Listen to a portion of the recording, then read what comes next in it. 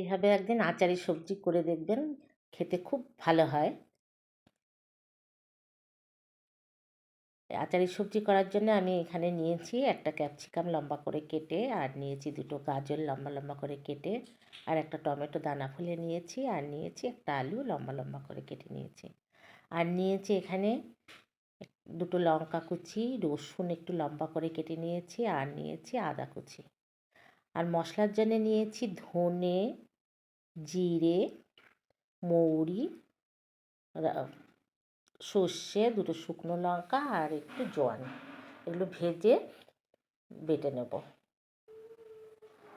এবার কড়াইতে তেল দিয়ে দিলাম একটু পাঁচফোড়ন, আর দেবো এবারে রসুন কুচি, আদা কুচি, লঙ্কা কুচি সব দিয়ে দিলাম, দিয়ে একটু ভেজে নেব।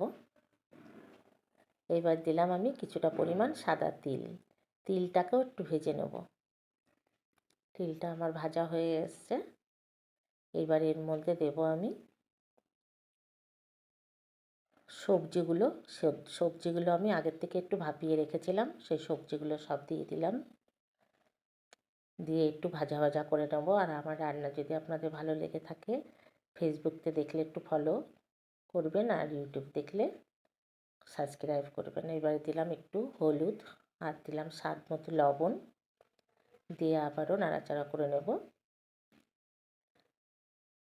আগে থেকে আমি একটু টক জল করে রেখেছিলাম তেঁতুল দিয়ে, সেই টক জলটা দিয়ে দিলাম, দিয়ে সব কিছু একসাথে আবারও ভালো করে মিশিয়ে নেব। এবার মিষ্টির জন্য দেবো একটু গুড়,